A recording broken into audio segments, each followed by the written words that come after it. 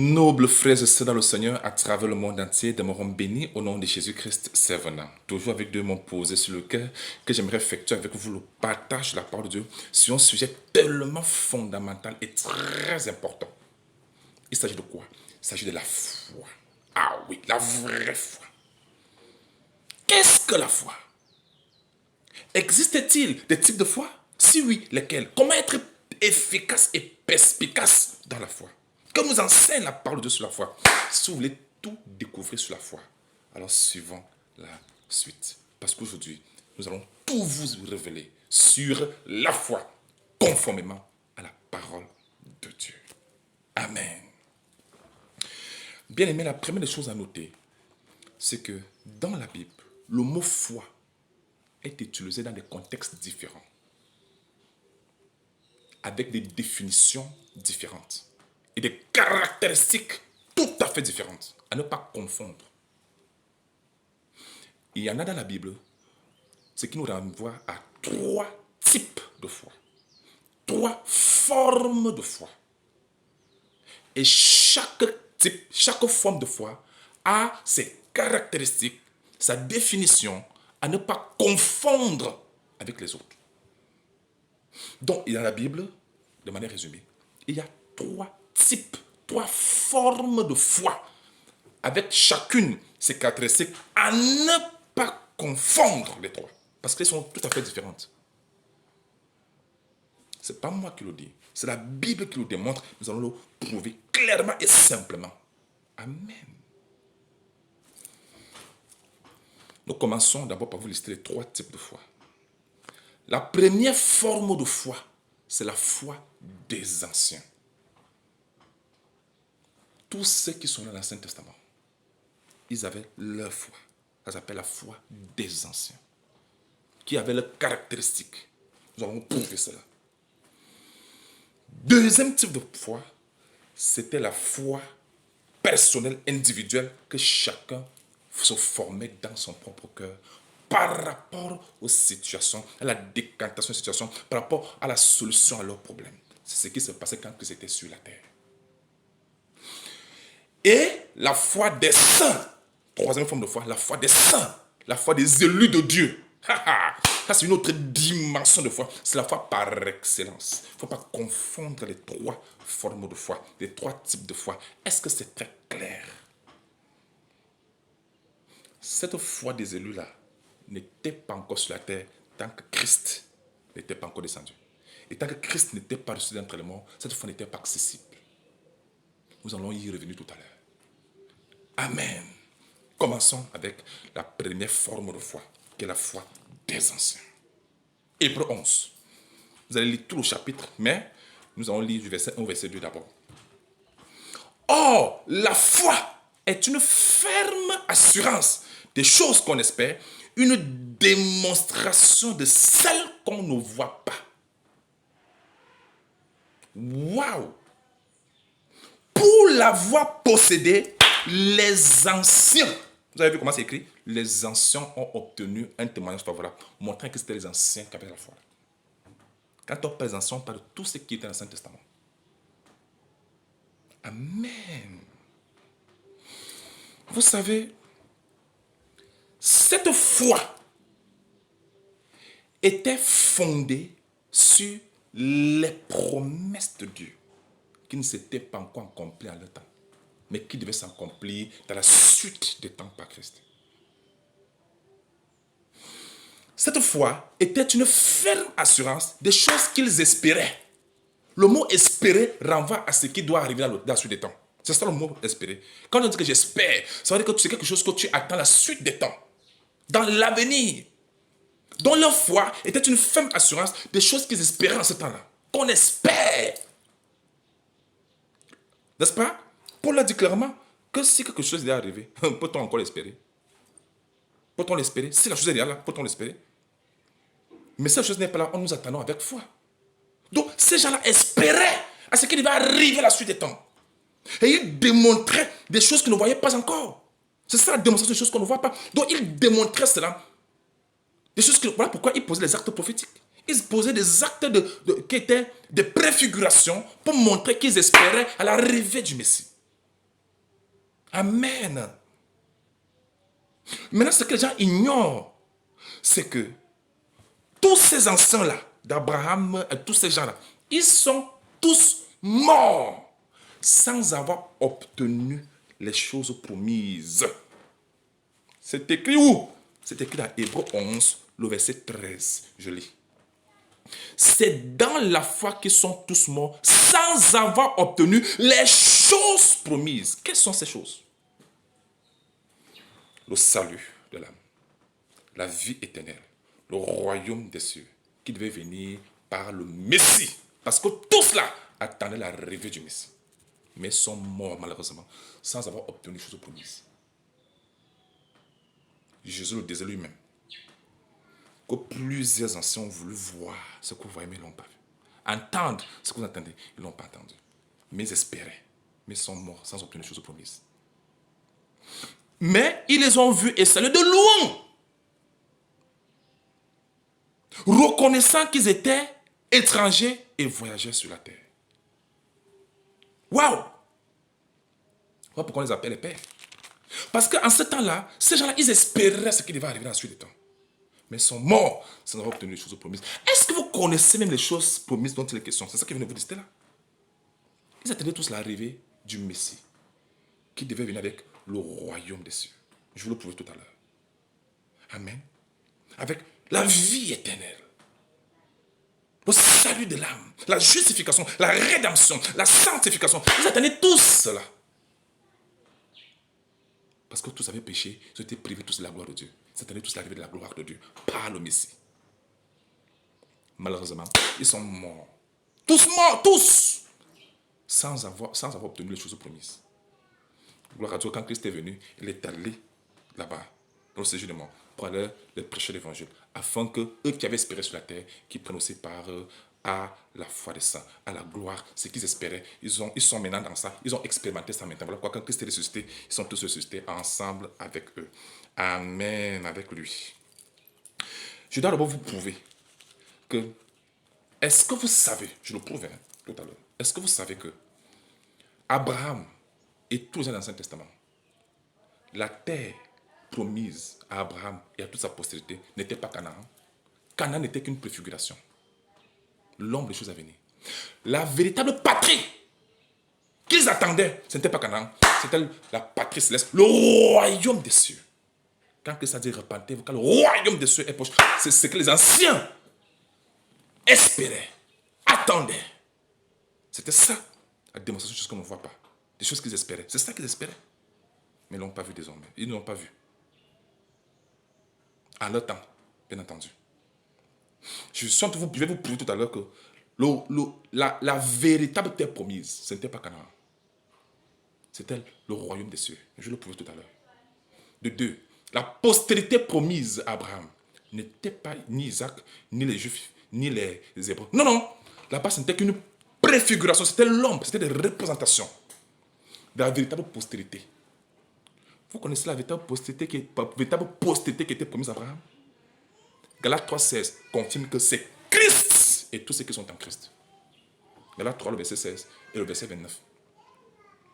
Voilà la postérité qui était promise à Abraham, dont les Juifs ne sont que des préfigurations, des représentations. Mais la véritable postérité, ce n'était pas les Hébreux, mais c'était Christ. Galates 3,16 est clair. Il faut bien comprendre la Bible. Dans l'Ancien Testament, Dieu utilisait c'était l'ombre des choses à venir. C'était des préfigurations que Dieu utilisait pour représenter les réalités en Christ. Amen. Je vous le prouve d'abord. Parce qu'il ne faut pas qu'on dise que j'ai déclaré. On le prouve d'abord. Hébreux 11. Nous prenons du verset 8. C'est par la foi qu'Abraham, lors de sa vocation, obéit et partit pour un lieu qu'il devait recevoir en héritage. Et qu'il partit sans savoir où il allait. C'est par la foi qu'il vint s'établir dans la terre promise, ça c'est Canaan, n'est-ce pas? Comme dans une terre étrangère. Donc c'était à Canaan, comme dans une terre étrangère. Habitant sur les tentes ainsi qu'Isaac, voilà, Jacob et hérité la même promesse, parce que tous avaient hérité la même promesse. C'était la promesse. Verset 10. Car, ils étaient à Canaan, écoutez, ils attendaient la cité. Combien sont à Canaan? S'il est à Canaan, il attend encore que la cité. Car il attendait la cité qui a de solides fondements, celle dont Dieu est l'architecte et le constructeur. Donc ils étaient à Canaan, mais ils attendaient toujours la cité dont Dieu est l'architecte, le constructeur. Cette cité-là, c'est la cité céleste, le royaume des cieux. Je vais le prouver encore davantage. Amen. Waouh! Au verset 13, disons ça le verset 14, pour gagner un temps. Ceux qui parlent ainsi montrent qu'ils cherchaient une patrie. Mais ils sont à Canaan, ils cherchent encore quelle patrie? Ils sont à Israël, ils attendent encore quelle patrie? Ils sont à Canaan, non? Mais ils cherchaient toujours une patrie. Quelle patrie? On dit, s'ils avaient eu en vue celle d'où ils étaient sortis, ils auraient le temps d'y retourner sur le verset 15. Le verset 16 maintenant dit, mais maintenant, ils désirent une meilleure, c'est-à-dire une céleste. Donc c'était la patrie céleste qu'ils attendaient, le royaume des cieux. C'est pourquoi Dieu n'a pas honte d'être appelé leur Dieu, car il leur a préparé une cité. Ça, ce n'est plus Canaan. La cité dont on parle là, c'est le royaume des cieux. Abraham et tous les anciens, tous avaient la foi. Et ils attendaient tous l'arrivée du royaume par le Messie. Amen. La Bible dit qu'ils sont tous morts sans avoir obtenu les choses promises. Parce que ce n'est que par Christ que cela devait être accompli. Rien que par Christ. Voilà pourquoi Christ à la croix dit tout est accompli. Mais avant, ce n'était pas possible. La postérité, ils n'ont pas vu Christ. Ils n'ont pas vu les Christ, les nouvelles créations, ils n'ont pas vu. Ils n'ont pas vu le salut, la vie éternelle, quand ils étaient encore sur la terre. Mais Christ a pensé à eux. C'est pourquoi quand il est mort, il est allé prêcher l'évangile aux morts. 1 Pierre 4, verset 6. L'évangile est aussi prêché aux morts. En ce temps-là. Plus maintenant, hein, mais avant, en ce temps-là.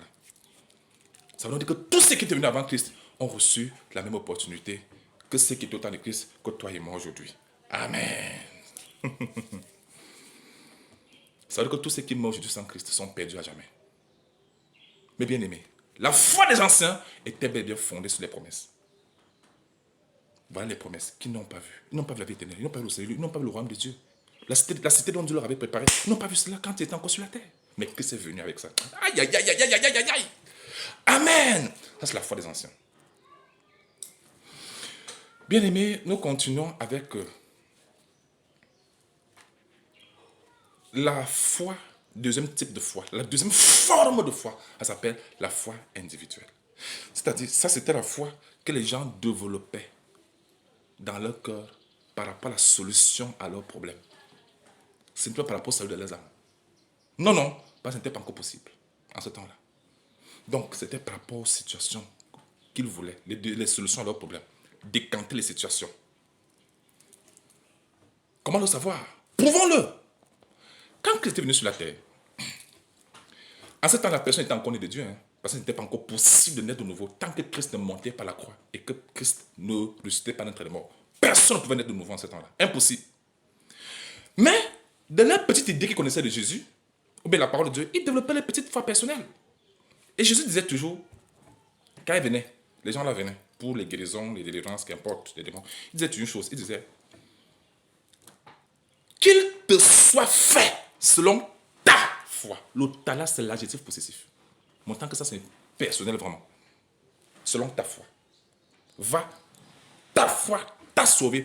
Le sauver là, ce n'est pas le sauver de l'âme. Ce n'est pas le sauver de l'âme. Le sauver là, c'est par rapport à la situation. Parce qu'il disait, va, ta foi t'a sauvé. Sois guéri de ton mal. C'était par rapport à la situation, par rapport à la guérison, par rapport à la délivrance, par rapport à une situation qu'il demandait, qu'il désirait la décantation. Marc 5, la femme à la perte de sang dit, regarde comment elle développe sa foi. Elle dit, si je puis seulement toucher le bord de son vêtement, je serai guéri. C'était sa foi qu'elle avait développée en elle-même. Cette foi-là, ce n'est pas la foi qui pouvait sauver son âme, ou bien donner la vie éternelle, parce que ce n'était pas possible en ce temps-là.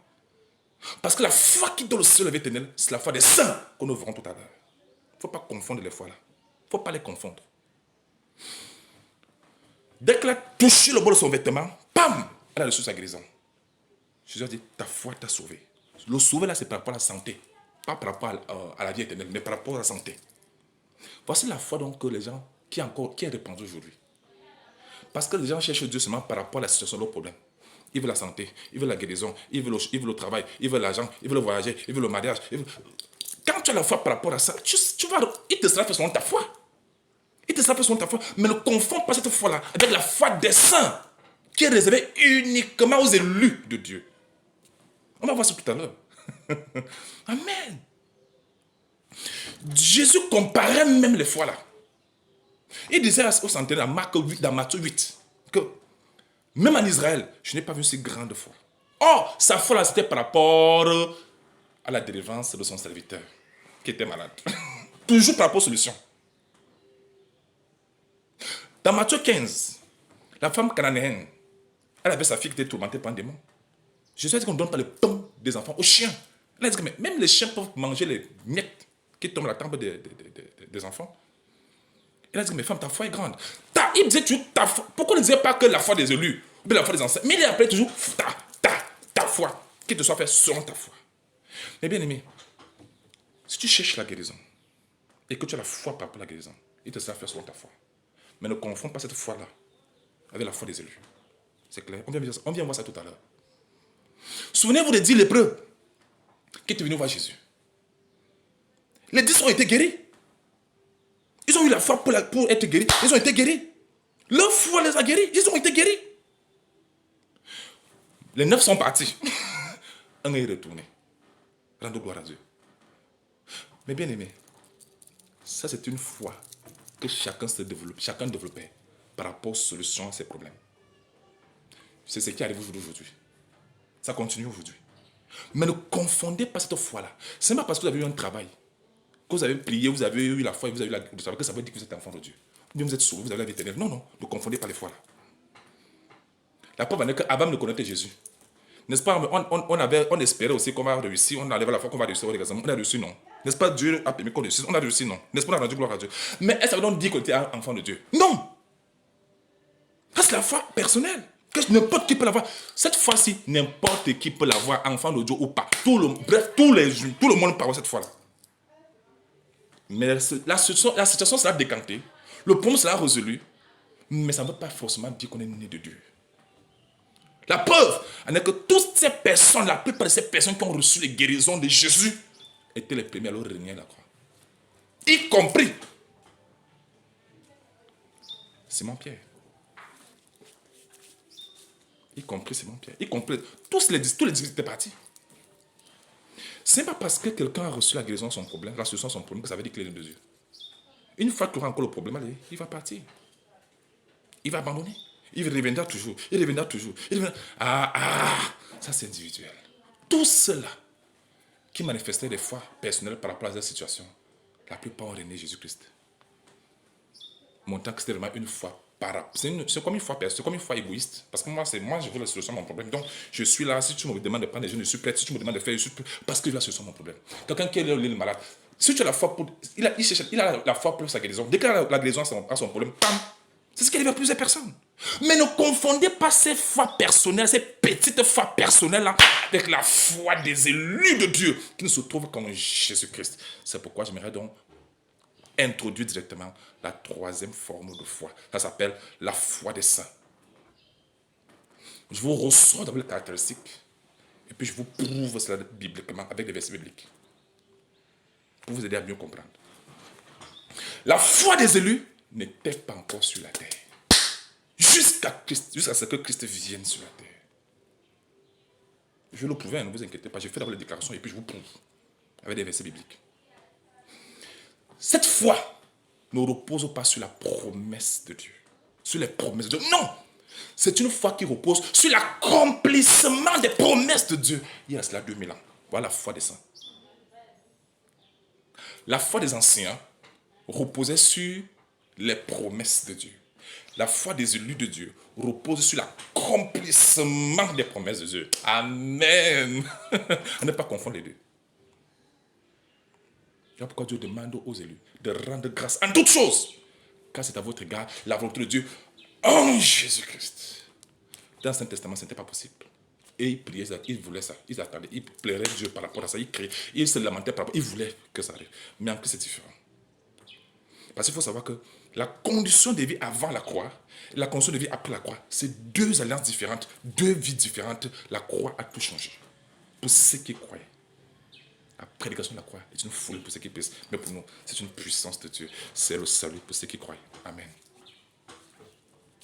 La foi des anciens, je vous sors encore les caractéristiques et puis je vais donner les versets. Je vous ai dit, comme je le disais tantôt, c'est une foi qui n'était pas encore sur la terre avant l'arrivée de Christ. C'est Christ qui a apporté cette foi-là. Deuxièmement, c'est une foi qui se trouve en Jésus-Christ seul et personne d'autre. Troisièmement, c'est une foi qui nous permet d'avoir le salut, la vie éternelle, le salut de nos âmes, la vie éternelle, la rédemption, n'est-ce pas? La sanctification, la justification, le royaume des cieux. Ça, c'est la foi là. Ce n'est qu'en Christ qu'on trouve la foi là. C'est une foi qui a été transmise au sein une bonne fois pour toutes. Amen. Amen. C'est la même foi. C'est ça que Paul avait dit dans Ephésiens 4, verset 5. Qu'il n'y a qu'une seule foi. C'est la foi par excellence. Ça, c'est pour les saints. Ceux qui avaient espéré dans l'Ancien Testament sont présentement dans la foi des saints, des Abraham. Parce que Christ est allé prêcher l'évangile, ils sont tous convertis dans la foi des saints. Je vais le prouver tout à l'heure, ne vous inquiétez pas, je vais vous prouver tout ça maintenant. Cette foi des saints s'appelle aussi la foi des élus de Dieu. Je vais le prouver tout à l'heure. Cette foi-là s'appelle aussi la foi de Jésus lui-même. Je vais vous le prouver. La foi des saints, c'est la foi de Jésus lui-même. Beaucoup ne savent même pas. Pourtant, c'est écrit. Je vais vous prouver tout ça. Amen. Cette foi-là, ce n'est pas que Dieu m'avait promis et il va accomplir. Non, c'était l'Ancien Testament que Dieu promettait. Il a tout accompli en Christ. Notre foi repose sur l'accomplissement. Voilà pourquoi je dis que tout est accompli. C'est à partir de sa mort et sa résurrection que le Saint-Esprit descendu. C'est en ce temps-là que la foi-là est devenue accessible aux hommes. Pour ceux qui naissent de nouveau en Jésus, c'est cette foi-là qui est donnée en tant que don quand on est de nouveau en Jésus. Si quelqu'un n'est pas né de nouveau en Jésus-Christ, il ne peut pas avoir accès à la foi des saints. Qu'importe ces petites foi personnelles. Et lorsque nous venons à Christ, nous mourrons d'abord avec les mêmes petites foi-là, nos petites espérances-là. On meurt dans ça. Maintenant, on est de nouveau en tant qu'une nouvelle créature en Jésus-Christ. Et en naissant de nouveau, tu nous impactes la foi de Jésus. Ça s'appelle la foi des saints. Amen. Maintenant, je vous sors cela bibliquement parlant. Parce que les versets qui prouvent ce qu'il vient de dire. En passant, n'oublions pas que c'est la foi meilleure et parfaite que Dieu avait réservée aux hommes en Jésus. C'est parti. C'est la foi des héritiers de Dieu. Si on n'est pas héritier de Dieu, on ne peut pas avoir accès à cette foi. Je vous le prouve. C'est parti. Nous prenons Apocalypse 13, le verset 10. À la dernière phrase, il dit, c'est ici la persévérance et la foi des saints. Vous avez vu? Apocalypse 14, n'est-ce pas? Le verset 12 dit, c'est ici la persévérance des saints qui gardent les commandements de Dieu et la foi de Jésus. Donc la foi des saints, c'est la foi de Jésus. Voilà les versets. C'est pas tout. 2 Timothée chapitre 1, le verset 13 et 1 Timothée chapitre 1, le verset 14 parle de la foi qui est en Jésus. Ce n'est qu'en Jésus qu'on trouve la foi là. Tous ceux qui ne sont pas en Jésus n'ont pas la foi des élus. La foi des saints, ils n'en ont pas. Tite 1, le verset 1, lisons ça, qui parle de la foi des élus. Paul, serviteur de Dieu et apôtre de Jésus-Christ pour la foi des élus de Dieu. Vous avez vu? Ça, c'est la foi des élus de Dieu. Donc, la foi des saints, c'est la même foi qu'on appelle la foi des élus. C'est la même foi de Jésus. C'est la foi qui est en Jésus. Jude, chapitre 1, comme ce n'est qu'un seul chapitre, le verset 3 affirme que c'est la foi qui a été transmise aux saints seulement. Une bonne fois pour toutes. Donc, c'est la foi des saints. C'est pas, si quelqu'un n'est pas saint, il peut avoir la foi là. Non. Et la foi des saints, c'est la foi par excellence. La foi de perfection. Qui surpasse même la foi du centenaire. Ça, c'était la foi personnelle. Ça, c'est la foi des saints. Qui repose sur l'accomplissement des promesses de Dieu. Le salut, la vie éternelle, le royaume de Dieu. C'est la foi des héritiers de Dieu. C'est pas tout. Pierre, dans 2 Pierre chapitre 1, le verset 1, regardez comment c'est écrit. Simon Pierre, serviteur et apôtre de Jésus-Christ, à ceux qui ont reçu en partage une foi du même prix que la nôtre. C'est une seule foi qui a été transmise à tous les saints. Jude 1, 3. Une seule, pas deux, une seule. Il est vrai que Ça dépend de son niveau de maturité dans la foi, mais c'est la même foi qui a été transmise. La même semence, c'est la même foi. Ça dépend maintenant du niveau de maturité, mais c'est la même foi à la base. Mais bien aimés, tous, nous avons la même foi pour tous ceux qui sont en Jésus. Il n'y a pas 3 fois dans la Bible. En Jésus, c'est une seule foi. La première foi, c'est la foi des anciens. L'autre, c'est la foi individuelle. Mais en Jésus, c'est une seule foi que tous les saints, les élus de Dieu ont obtenu. La foi du même prix. Paul, dans Romains 1,12, appelle ça la foi commune. À vous et à nous. À vous et à nous. La foi commune. Mais bien aimé, Éphésiens 4,5, il y a une seule foi. Où? En Jésus. Amen. Gloire à Dieu. C'est pas tout. Pierre a dit dans 1 Pierre 1, le verset 9, que parce que vous obtiendrez le salut de vos âmes pour prix de votre foi, une seule foi, vous voyez, votre, pas vos différentes foi, non, votre foi. Donc, c'est la seule foi qui donne le salut de l'âme et la vie éternelle en Jésus-Christ. Ça, c'est la foi des saints. C'est la foi qui sauve l'âme et qui donne la vie éternelle. À ne pas confondre avec les foi individuelles par rapport à la situation ou de la foi des anciens, qui était une préfiguration de la véritable foi. Amen. C'est pas tout. C'est pour cela que, bien aimé, Paul a dit dans Éphésiens 4, n'est-ce pas? Vous pouvez lire cela au verset 13. Il dit que, afin que nous parvenions tous à l'unité de la foi. C'est la seule foi. Maintenant, comprenez une chose. Voici dans le verset qui prouve que, avant Christ, la foi n'était pas encore sur la terre. Avant Christ, la foi des saints n'était pas encore sur la terre. Mais pourtant, les gens avaient la foi des anciens, les foi personnelles, mais la foi des saints n'était pas encore sur la terre. La foi de Jésus n'était pas encore sur la terre. C'est juste. Lisons ça. Galates 3, le verset 23. Avant que la foi vint, vous avez vu, donc avant que la foi, c'est qui est venu avec la foi? C'est Abraham? Non. Lui, il est venu avec la foi des anciens. Là, on parle de la foi des saints. Avant que la foi vint, nous étions enfermés sous la garde de la loi. Maintenant, dans la dispensation de la loi de l'Ancien Testament, les gens n'avaient pas de foi. Ils en avaient, non? Les David en avaient, non? Les Salomon en avaient, non? Mais la foi des saints n'y était pas encore sur la terre. C'est clair? Avant que la foi vint, oh mon Dieu, nous étions enfermés sous la garde de la loi en vue de la foi qui devait être révélée. Vous avez vu ça? Donc la foi devait être révélée à la suite des temps par Christ. Verset 24. Ainsi la loi était comme un pédagogue pour nous conduire à Christ afin que nous fussions justifiés par la foi. La foi étant venue... Question. Qui est venu avec la foi-ci? La foi des sens. Qui est venu avec la foi? Qui est venu avec la foi-ci? N'est-ce pas Jésus? Ça s'appelle la foi des saints. Donc ne confondez plus les fois. Amen. La foi étant venue, nous ne sommes plus sous ce pédagogue. Waouh! Waouh!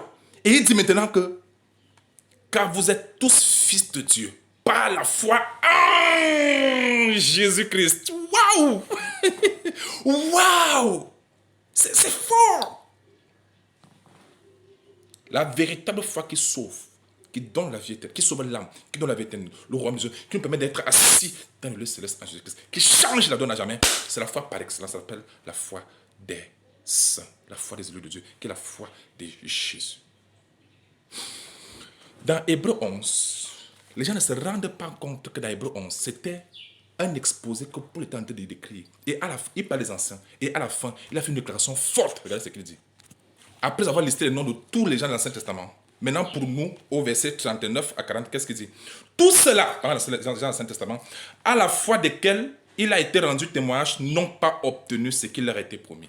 Mais ils avaient la foi. Voilà, ils ont listé tout ça. Lisez bien Hébreux 11. Maintenant, au verset 40, en conclusion, maintenant il dit, Dieu ayant en vue quelque chose de meilleur pour les qui? Pour nous. Donc la foi meilleure, c'était pour nous. La foi des élus, c'était réservé pour nous.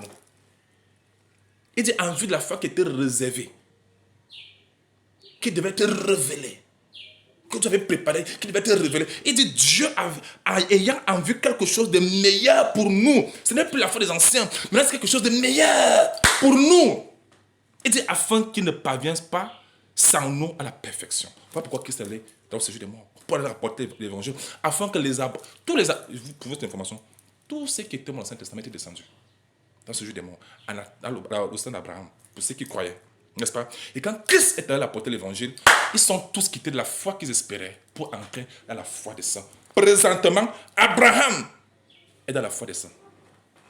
Et tous ceux qui ont espéré en Christ dans l'Ancien Testament, ils ne sont plus dans la foi des anciens.